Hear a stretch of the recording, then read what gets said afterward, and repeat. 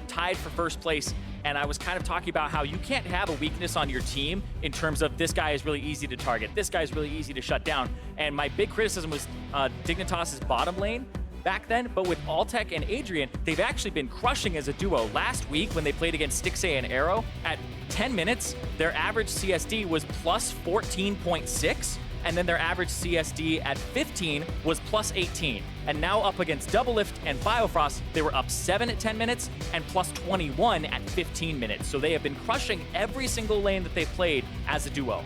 Well, let's see how the draft plays out in game number 2, because you mentioned Someday being on the Maokai pick, how the draft went in the favor of Team Dignitas, and how they targeted Bjergsen so well. Do it again. Let's see if they can do it again. They are targeting Bjergsen with the LeBlanc and the Syndra to start things off, as TSM takes Zac off the table and now moves on to their second. Yeah, and I actually feel like these teams have a pretty good read on the patch. Caitlyn was actually not picked or banned last game, which was a little surprising, and TSM are banning it on our red side now. I feel like from a comfort perspective, because now if they ban Kalista, they'll just take Maokai. If you ban Maokai, I feel like Dignitas are okay with taking Kalista. Very high priority champion for them. Unsure what the Thresh priority is like, but I feel like Adrian has always been a flexible support that you don't have to first pick him as support regardless of the meta. They'll ban it away, so they get Maokai or Kalista, or you trade 1 for 1. And Cho'Gath's still on the table, but wasn't picked or banned last game either. I am looking forward to seeing some Cho'Gath potentially. As Kalista gets banned away, that will leave Maokai up. Wouldn't be at all surprised to see Dignitas lock that one in rather quickly, as Someday goes ahead and does just that. That's why I feel like right now in the meta, if you are blue side game 1 and you screw up and you give over Maokai, you're gonna go, oh man, that was such a powerful pick. You can't get it game 2, because they're either gonna first pick it or you're gonna have to ban it away. Yep. It's a lesson that sadly can be very difficult to learn sometimes, as TSM decides to grab Doublelift Tristana again. Ooh. You gonna lock it in? He's hovering it every single time. I feel like you don't pick it this early on without really knowing what the enemy jungle is. Yeah, really on the Sejuani train. Sejuani? I mean, that's Is that what all the good Sejuani players call it? That's Is that your Cloud9. secret? That's when Contracts plays it, so. All right, fair enough. Fair enough. Svenskeren, he's gonna be piloting that one again though, so TSM draft looking similar to last time. Yeah, it's going for the tank line and also having Doublelift on the Tristana. Now the Caitlyn and the Kalista banned away, so the Sivir will come through. Looking for a speedy comp here. Maybe we get a Cho'Gath? Having that on the hunt. The crowd really wants them to lock it in.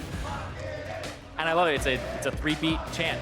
Yeah, Jack got me it all works. on The syllables are there. Jack got me all on the analysis of chant train, so. They can't lock it in yet. It's got to be a counter pick. Patience, Fight audience. with the audience, yeah! Patience, audience. Graves is picked up for Dignitas. They're going to take that into the jungle against the Sejuani again. We saw how well it worked last time, except for that early level 4 or so fade that got it first blooded. That was handing the cookie jar a little bit too far and having everybody collapse here. So Bjergsen, we'll see. He's being very vocal right now, so it may just be a mid lane pick. Nope, going to be the Braum here to take that away. And that's going to leave Adrian with whatever he really wants to play into it. A Thresh banned away, the Braum taken. But the meta kind of right now for supports is all over the place. Both mid laners still need to pick their mid lane champions, though. We are not seeing that first round of the draft mid lane strategy where then you ban out more mid laners afterwards. So that could change things up here during the second phase of banning. 5 seconds left before we get to see how TSM wants to approach this one. They'll ban Karma out. Ooh. What if, all right, just hypothetical, what if Dignitas want to play Taric here and run the same composition in terms of, in essence, that Phoenix 1 ran yesterday in Game 2 against Cloud9 with a Sivir Taric bottom lane where you rush into the team fights with the ultimate on. And then you can also haste up Taric as he gets the stun onto multiple people. Yeah. That could be it. We'll see. Get a little bit of that glimpse into what the scrim meta was like, because people will scrim in pockets. They don't scrim who they're going to play against. So you always see two teams kind of come to the table with different things. And yeah, there's the Taric. Right. TSM smell it. Know that Adrian might be playing that one because the Sivir is a little bit of a giveaway there. TSM found something tricky going on. They know that Sivir synergizes so well with those immobile melee champions. It already works well with Maokai. They don't want to give them another piece of that puzzle to put together, as Team Dignitas has one more ban to issue before we get into the last 4 picks of the game. Orianna, Gnar, all right. Okay. Yeah, the Maokai, they already know that it's going to be a top lane Maokai here, unless there's like a tricky support flex going on here with it. With the Cassiopeia, I kind of expect, but the Orianna's still on the table. Ooh, I feel like if you're TSM, you either take a priority mid laner or you go for just picking what you want into Maokai top because you know that's the top laner. Yeah. All right, Jax in the top lane. Haunter looking to carry. Jax has mostly been played recently into Jarvan as a counter pick, but up against the Maokai, this means he gets some time to scale, but you do have to watch out for the fact that it's a Graves jungle with a lot of damage. So we'll see what Haunter's able to do on this carry top laner. But TSM, I feel like you have to have a priority mid now. You have to have something that has priority because if you don't, you have kind of a scaling bot lane, scaling top lane, needs something that has some pressure. I would feel like Talia would fit into this composition pretty well. Talia Sejuani is a good combo as well on top of it. And we'll see what happens there. It's always bad when you have a 1% pick rate and your win rate's lower than that. They take it away. Very unlucky, but Talia picked up for Dignitas. Keen will be on that one. And what does Bjergsen want to play into it? Cassiopeia, Orianna, get pick of the litter right now, depending on what the comp wants. Cassiopeia a little more in the scaling department. The Orianna can match a bit. I feel like the Cassio would be great, but yeah, in terms of priority, I feel like the Corki is kind of the one that has the most. The other ones scale or take a little bit too much time. So even Lucian may have been okay here, but it would have been a full physical damage composition at that point. And talking about this Janna pick especially, because this is something that we only recently started seeing. Was the Adrian special. The Adrian special, right. But I was talking to Azael earlier today about it because of the fact that we are seeing it again now. And he was talking about how the coin changes have been so big in enabling champions that like to build the coin to come back in a little bit and once again have a presence there in the bottom lane. Yeah, I said this yesterday when it was locked in and coin was taken, where Janna passive Tailwind is 8% movement speed when you're moving towards her. Exactly the same as the ancient coin line. So then you would have 16% or however they stack. I'm unsure if it's additive or multiplicative. But yes, it gives people a lot of movement speed to kite back towards you. But this composition really wants to go forward. This is a move in, try to have some early game moves, try to shut down TSM's comp before they scale, and that's what they're going to be looking to do for here on Dignitas' side, which once again has a lot of teamfight prowess with Sivir ultimate as well as Maokai ulti. There's a lot of damage in there too. I mean, you've got Talia, you've got Graves, you've got Sivir, you've got the one big tank in the Maokai, and that's the guy that's going to be protected. But the rest of the team is just going to try to mow TSM over, but TSM not without tools of their own. The Jax, we know how hard he can carry a game if allowed to scale. Corki and Tristana, no slouches in that damage department either. TSM needs the win here to keep the series alive. TSM have only lost 8 games all split, and we're just handed one right there. In terms of their series, they've only had 3 series in terms of losses, but they've only also had 3 series go to game 3s.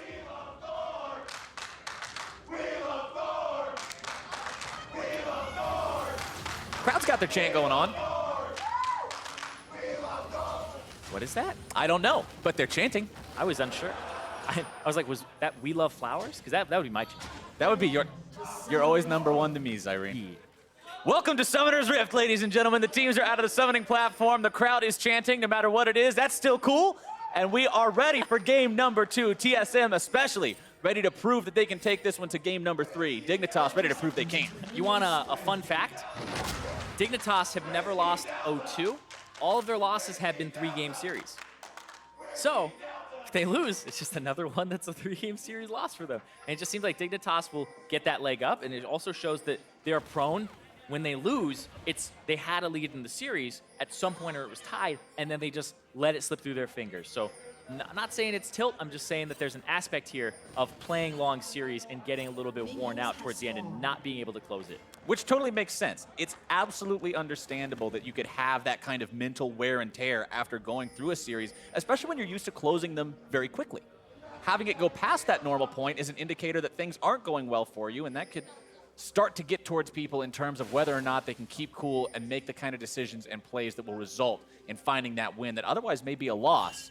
See a little bit of that early information warding coming down at the start of this game as Shrimp looks to get himself a super leash. Yep, it's level 2 off just the small raptors. This is a blue side strategy of the super leash to get yourself into a lane very quickly.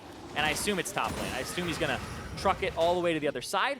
Gonna have momentum over Svenskeren here, so he's already about a camp up. And Svenskeren's gonna take a while, go to the other side. do his Raptors, then his red, which are warded, and they may have vision on him. We'll see when that ward expires on his Raptors.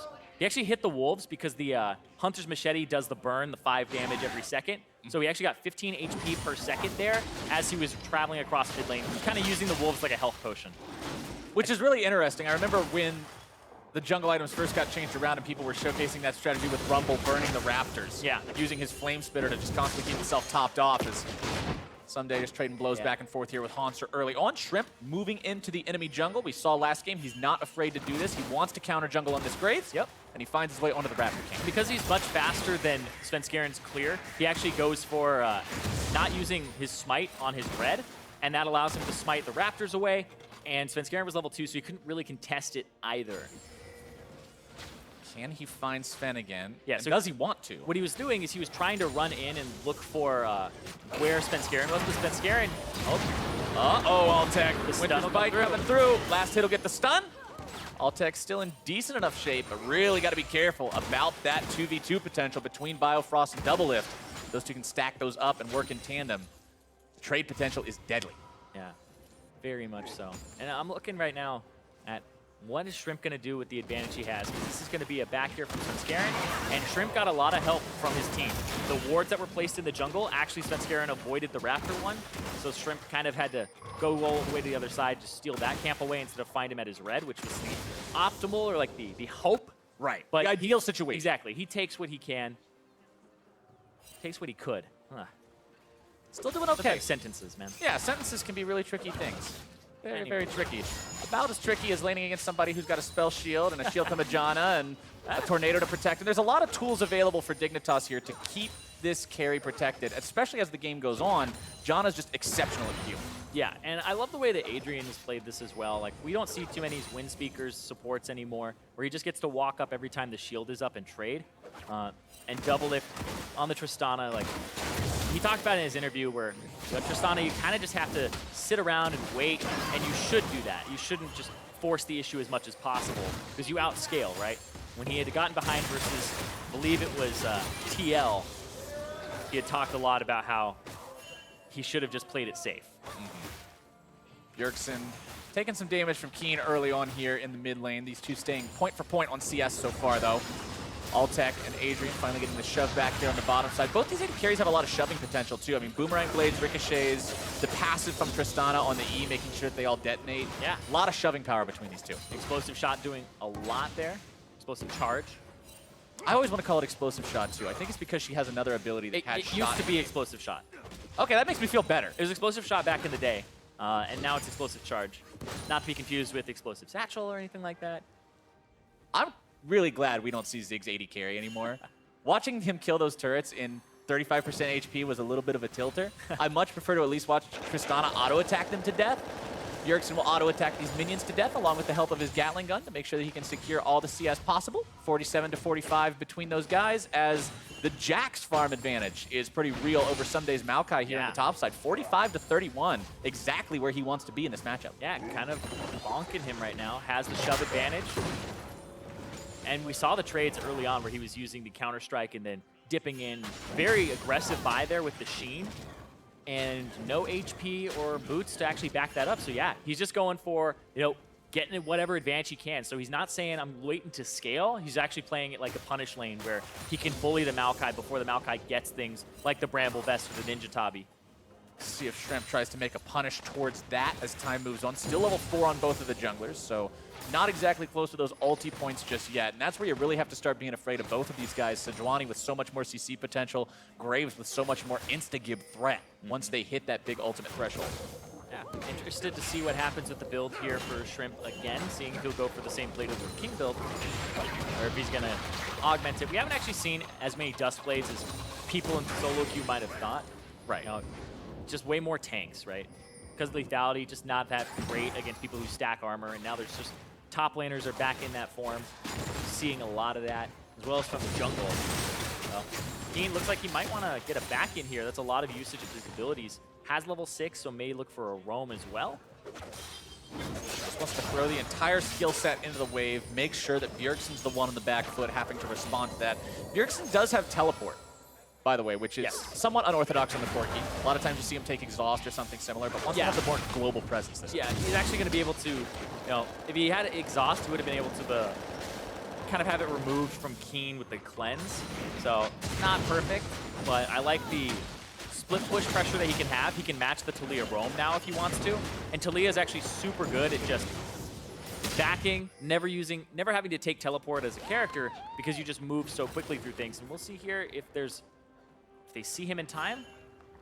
Keen wants to make the move. Roaming up. Jump away from Hanser. The ward is there in time. He actually doesn't clear out the control ward either. Doesn't want to get in combat, go back. Like, these are like what you see professional players do in terms of time.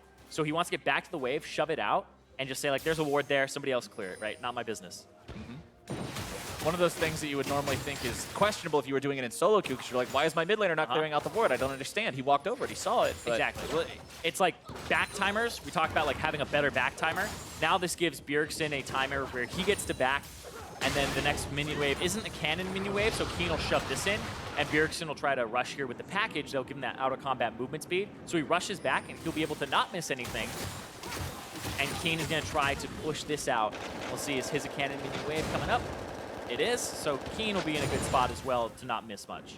And Bjergsen with package, remember that whenever Corki has this, the enemy team's got to be extra careful. If you try to force anything or even just play as you normally would without respecting what he could potentially do with the roam, there's a big chance for him to make some kind of a play. Yeah, and you can see Bjergsen just actually had to clear out 2 control wards on his way there. So like you were saying, they're actually kind of ahead in terms of vision control mid for that moment, and now it just waxes and wanes. The package may not be used here in a situation to dive because they had to see, or Bjergsen had to spend that time going on that bottom side of the map. And he's going to try to mix it up. Last time they saw him, he was clearing wards out on the bottom side. If he goes for Maokai here, it's actually the change-up. Nope. Package was going to expire, so he just uses it to get back to lane faster. That's the fate of, I'd say, 80% of the packages you see first round or two that they pick them up. The Corkis in professional play just often don't get the chance to use those effectively because their opponents respect it so much. Yeah, just use it for the better back timer to get to lane, rush in, try to have an item advantage. You can catch your opponent off guard if they haven't backed. So it can be quite useful in those scenarios. 600 gold lead for Dignitas just from farm, though. TSM, despite the fact that they're winning up there in the top lane, the jungle farm going the way of Shrimp. We talked about how Graves is so good at doing that. Also a farm advantage in the bottom side. Yeah, well, talk about gold leads here. Adrian is up about 300 because of his coin versus Biofrost having his Relic Shield. And then in the jungle, it's about 600 to 700 there. So it's actually a pretty hefty advantage in the jungle for Shrimp, who, I mean, thinking back to Challenger when I used to cast this guy on Rek'Sai, it was just a power farmer. He's always like the same level as his laners, just very far ahead of the enemy jungle and just tries to keep them down. And it was kind of what he was known for back then was it was very hard to jungle against him because of the pressure. He kind of lives in your jungle as much as he can. I want to point out that first Drake is also Mountain this time around. Pretty highly prized neutral objective between these teams. So should either side be able to take out the enemy jungler, they could go for that. And Dignitas have a better bottom half of the map here in terms of pressure. They walk up, they find Biofrost, Glacial Fissure, and Flash used to keep himself alive there. Yeah, I was expecting maybe Svenskeren to follow up, but here's the thing is, when you talk about making a triangle of pressure, you have the better early game jungler on Dignitas' side. You have the better pressure mid laner in terms of who clears waves faster, and then you have a better bottom lane here because you have a ranged into melee in terms of support, and then you have the Ricochet and Boomerang Blades. So this area on the bottom side of the map is going to be very, very much so in Dignitas' control, and they just pressure this turret down. Yeah, trying to give Altec solo gold. Turret first blood as a 2v2 is fantastic news for Dignitas. Built them up to almost 2,000 gold lead at 11 minutes into the game, which is exactly where they were last game. It was just off of that 3-for-1 play. Well, 3-for-0, excuse me. TSM had got their earlier kill before that. But this is exactly where Dignitas was the last time around in terms of economy advantage. Yeah, and this is playing around your advantage in champion select, right? It's the mid lane, the jungle, and then your bottom lane duo. Whereas TSM have elected to kind of sacrifice the early game with their picks and go for more of a scaling type composition. And even if you tried to play to the top side of the map, because you don't have as strong of a jungler, I actually think the 2-on-2 is pretty even here. The Maokai would be able to root people for Shrimp to deal damage, but then Sejuani has the synergy with the melee champions like Jax to get a gank off. But you can see Svenskeren is paying so much attention to clearing out control wards back and forth on the bottom side of the map because it's just in Dignitas' favor. The TSM, I feel like, are playing very reactive right now because they don't have as much pressure as they would because of this draft. And with the slow pace this game's taking, I want to go ahead and caster curse it real quick so we can get some fight. I love that. And at the same time, I want to step back and look at the bigger scope of how important this game is for both teams. Because remember, TSM is in extremely close contention, tied, dead straight, with Counter Logic Gaming and Immortals for first place. At the same time, Dignitas is in equally close contention for the 4th, 5th, and 6th spots against Team Envy and against Cloud9. So a win for either one of these two teams puts them further above their own competition in terms of making sure they stay relevant. Exactly. Right here, though, like just to kind of bounce off that, the macro play, the macro game, and the champion selects of these teams are things that you always have to take into account. The individual play and the teamwork matters as well. But right now, Dignitas getting mid lane turret damage, bottom lane tier 2 damage, and they're going to trade 1-for-1 in turrets, but also a very bruised bottom lane turret. When you get that mid turret, you open up the map, and that bottom turret is very close to going down as well, half HP. So now they have control of enemy blue buff, they have control of Mountain Drake, and they sacrifice their weak side of the map in the first place. Right. Every time you take down a tier 1 turret, you're essentially opening up a door into enemy territory that you can come on inside, throw down some wards, see if you can set up a trap in a brush somewhere. A lot of different options open up to you to start taking over different parts of the map that would normally belong to your opponents. And with somebody like the Graves that you mentioned, Zyrene, saying how strong this guy can be in the early game, how Shrimp as a player in particular loves to live in the enemy jungle, well, that's just perfect. Yeah, he gets to go ahead and use that Tracker's Knife and constantly ward. We'll see what he's buying here first. Has a Ruby Crystal in his inventory. TSM playing to their strong side of the map, and because of the fact that they've kind of swapped it up and put Double Lift on the top side, no Mountain Drake has been taken by either team, which is a little strange. Dignitas has had control there, and Dig looking for a bit of a fight. They're going to get outnumbered here because the Sivir, but they buy the TP. So Sivir can push, go. So now that what Dig is going to do and say, you can get Rift Herald, we're going to go for bottom tier 2, push it. Bjergsen, does he answer this with a teleport? Does he answer this with a push of some kind? Because he would be the one to do so. But actually, Adrian, wow, okay. Altec not going to risk it. Instead, says Mountain Drake is worth more because it's a permanent buff. That's actually an interesting trade there in terms of how they're going to go for the objectives. Well, probably the the safer one. Extra power later on to continue to secure objectives as the game continues. 14 minutes in, not an exceptionally fast first Drake timer. Pretty average, a little bit on the slow side. As it goes down, a nice bonus for Dignitas. Next one's going to be Ocean, so not the highest of priorities, but Double Lift is continuing to farm here in the top side. Still working on getting that Infinity Edge going that Altec already has for himself. Both of these two going to be building towards those crit builds, so it will take a little bit of time before they start to come online and become those serious damage threats in these team fights. Yeah, you're looking for those crit builds from these AD carries, but double Terrain Force for TSM, so they've actually hit a bit of that first power spike for this team composition that you would kind of want to have a Mountain Dragon fight right about now, but because of the fact that they've lost out on the turret and lost out on terms of what side of the map they were on when Mountain Dragon was being taken, it ends up being a pretty good move from Dig to take the Dragon instead of that tier 2, so better macro play. And that Bramble Vest on Someday is just so nice this game because, yeah, Corki does magic damage, but he's still auto-attacking you. He's still going to have any healing negated thanks to the Grievous Wound. It's still going to return damage to him, and it works wonders against Jax and Trist as well. Yeah, the double Warlord's Bloodlust is actually huge. That thing starts healing you for about 200 plus in the later parts of the game because of the AD, and people critting off of it gives them even more. So I think it's just a great item to pick up, spend 900 gold on. Also, it helps you clear minion waves, because when the minions hit you, you're just reflecting damage back at them. So it's almost like the replacement Sunfire Cape slash Bomby Cinder. Sunfire Cope. How to cope with not having wave clear. You buy the Sunfire Cope. It was almost like Sunfire Coat. Cope. But yeah, you know, because you don't want to buy it, you got to cope and get yourself a Bramble Vest. Well, Dignitas is going to move up towards his top side. Try to take down the final remaining piece of the outer turret puzzle. Yeah, bottom turret, I don't know if they actually lose this, though, because Sejuani's there. Svenskeren going to use... Yes, he's going to use it. He used the Rift Herald on bot, so it's Hanser and Svenskeren pushing here as 2, and there isn't much more to help this out. Will Someday be able to prevent a dive? Bjergsen dips into out of vision, and he's just going to wait it out. Yeah, I don't think Someday's stopping this anytime soon. Hanser and Sven using that Rift Herald to successfully grab themselves a turret. They will abandon it, so that's about all they'll get with it. Yeah, and that's one of those situations where he could defend, but he's taking into account Bjergsen has teleport, Bjergsen just ducked out of vision, so you could defend it. Hey, get back here. Oh, hey. Oh, it didn't hit the eye. Close the eye. She gets like 100 damage on it. Shelly. That's not what you're supposed to do. Someday does manage to finally get her out of the picture.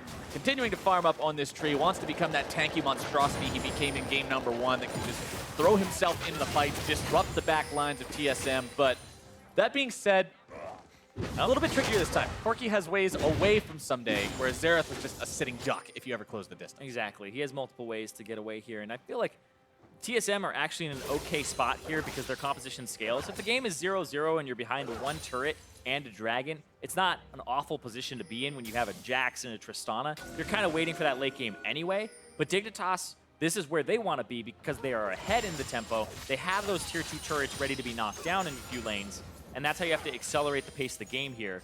And you can see actually Shrimp going for Black Cleaver second now instead of going for the Blade of the Ruined King. More standard. Yeah, didn't snowball, so doesn't really care too much about that. He's going for the cooldown reduction as well as being able to shred the Sejuani. Banshees fail up on Keen, but Bjergsen has the tools to be able to poke that off pretty easily in terms of using the ultimate for the Rockets.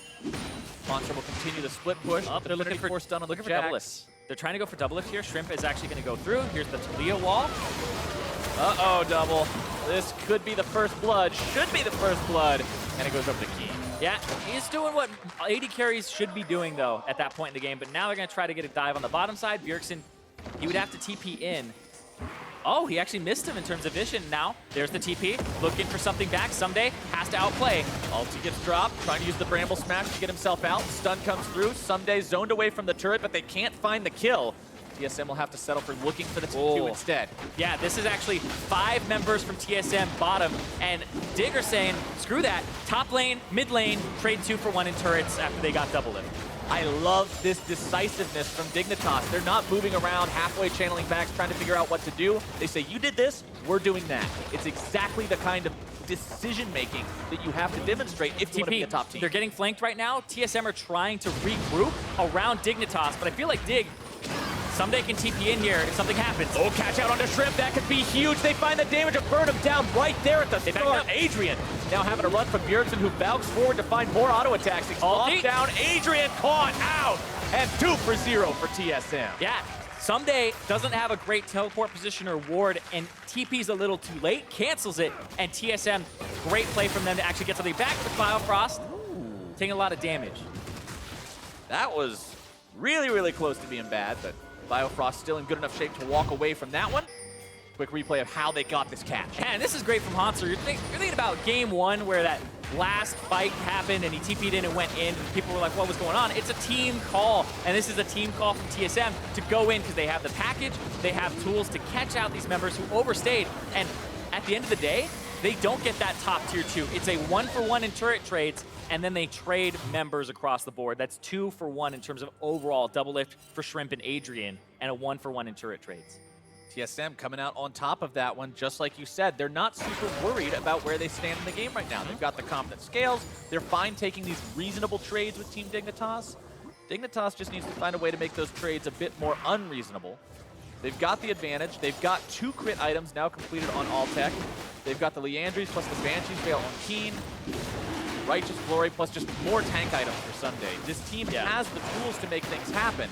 They've just got to find the windows. Yeah, right now, the gold advantage is actually in a really awkward spot because Hanser is up about 1,000 gold, and then Shrimp is up about 700. Mid lane's pretty even, and then the AD carry roll, it's 1,600 up for Altec, but then 1,300 of this gold advantage is actually on Adrian. Because coin. Because coin, because of bandit mastery, I assume. So he's actually raked in a bit of gold here.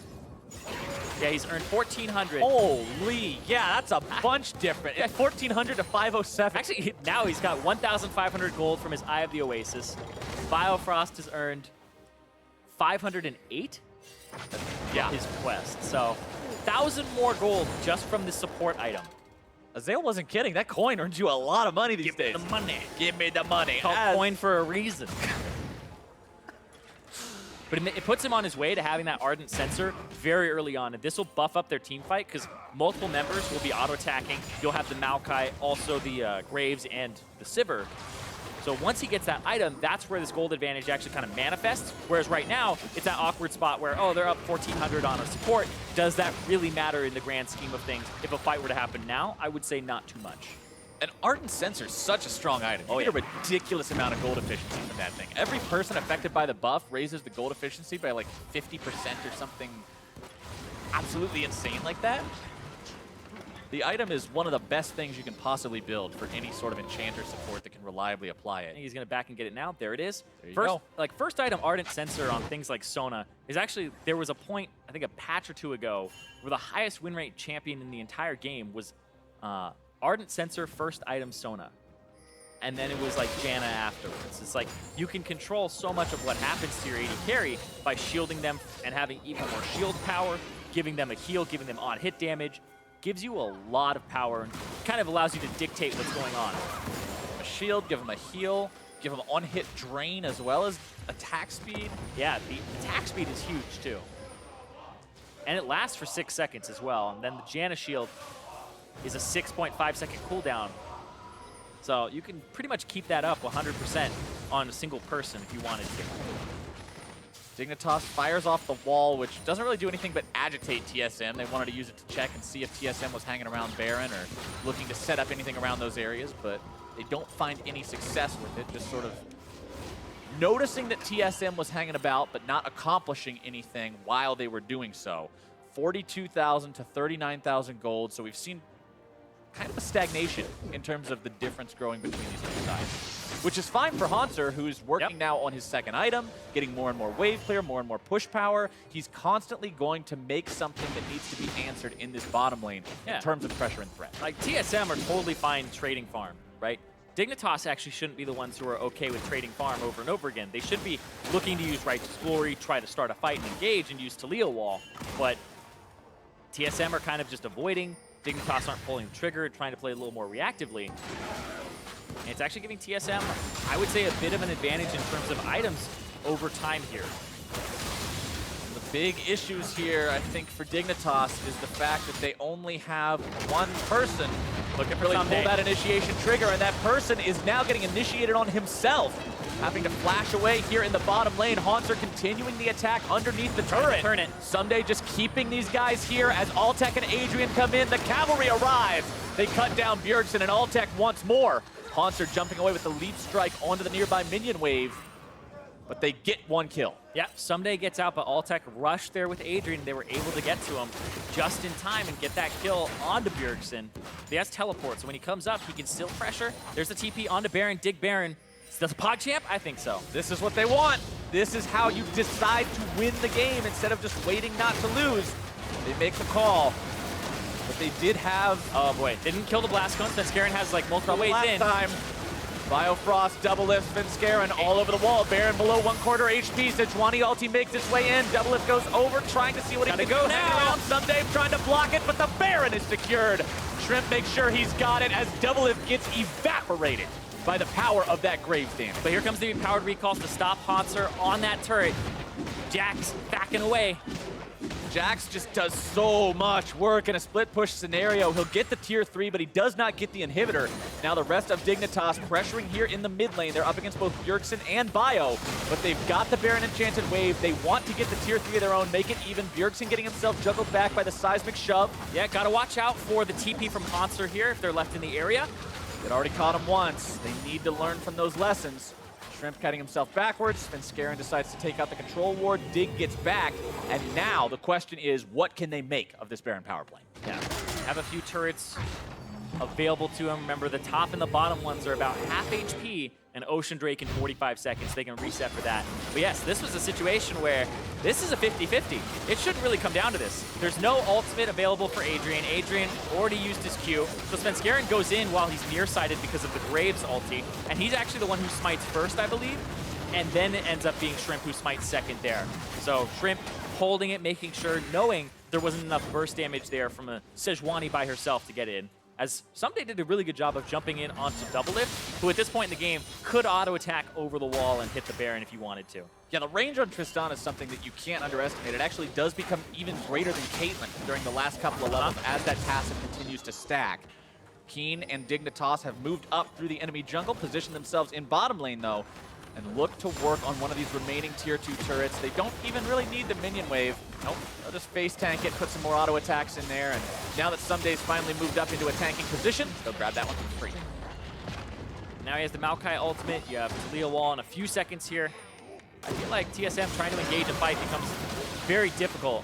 When Jax scales up, gets Titanic Hydra, becomes a great split pusher, but hasn't been able to really do much work against Someday, who's playing really defensively and playing with the team now.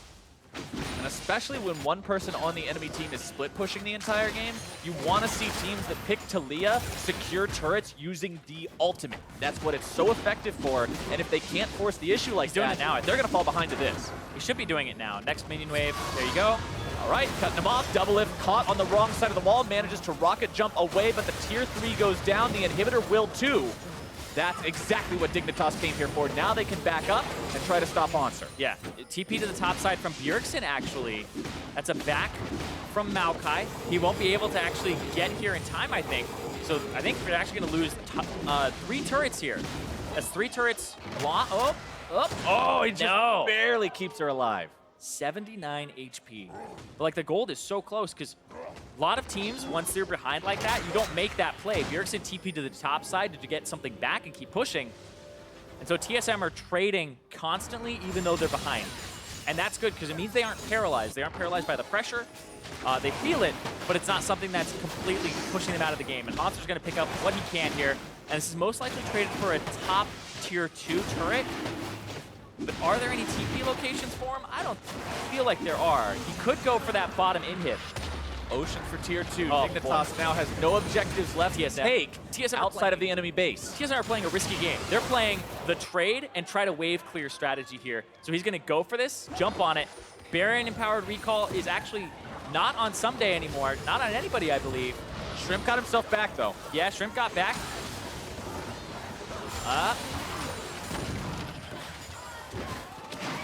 Shrimp, can you get him? QSS. Still trying to catch up, flashing forward. But over the wall he goes, and Hanser is safe. But he pulled them away from pressuring the top, and he bought time for the Baron buff to wear off. And now, here comes the engage.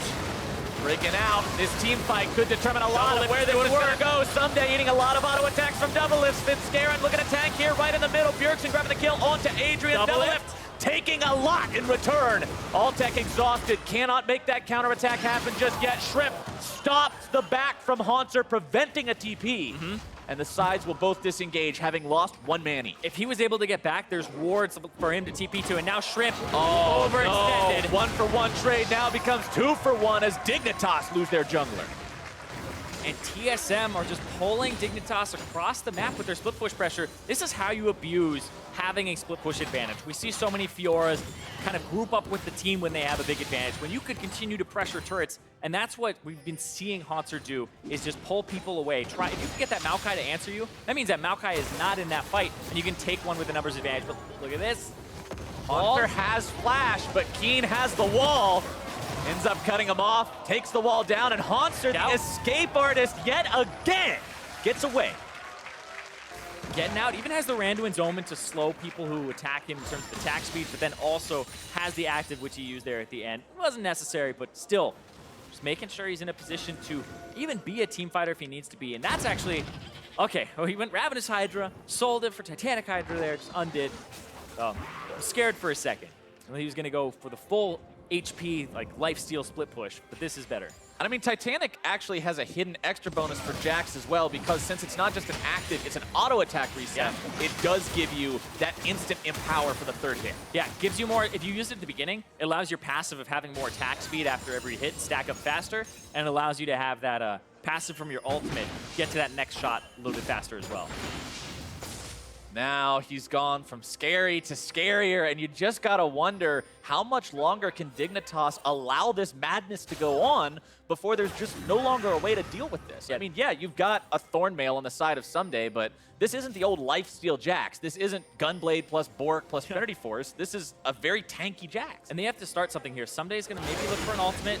Righteous Glory trying to reach that backline, got slowed. Gets himself slowed down, but he's made his way into the very middle of TSM lines, popping off the ultimate as it crawls forward, rooting down to Airborne Biofrost.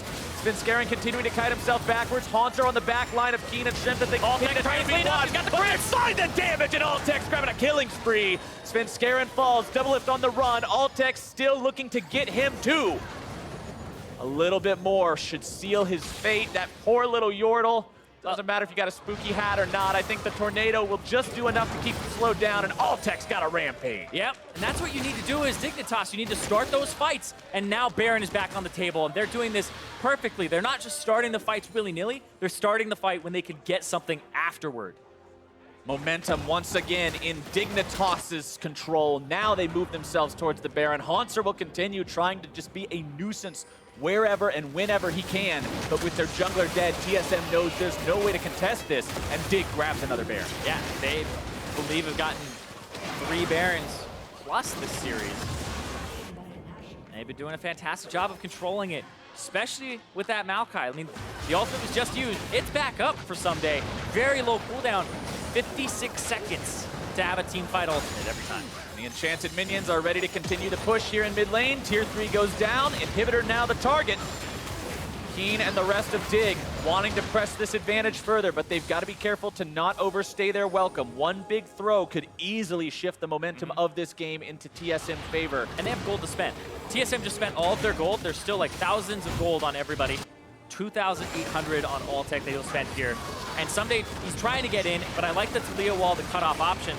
But then the allocation of resources is just so good. Altek over the wall, hitting Sejuani, which allows him to ricochet onto Doublelift and Bjergsen both. And basically, it's a 3v4 on this side of the map that they end up winning.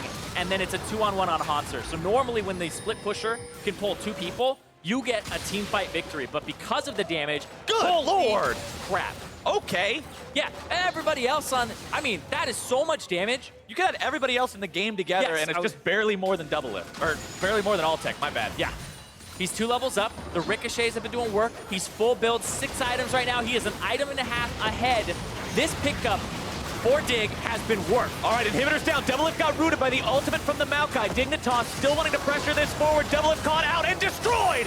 Altek unstoppable as TSM may find themselves in a truly dire situation. Haunter on the front line, tanking things up with a counter-strike. Inhibitor now the focus for Dignitas in the bottom lane. A 2-inhib game should be able to put them in a spot where they are firmly in control. Even Haunter will have difficulty split pushing against this as the Nexus becomes the target. Sven, Bjergsen, TSM have to find some way to survive this, but it doesn't look like they will. Biofrost the next one to fall. Haunter and Svenskeren having to defend as Bjergsen heals up.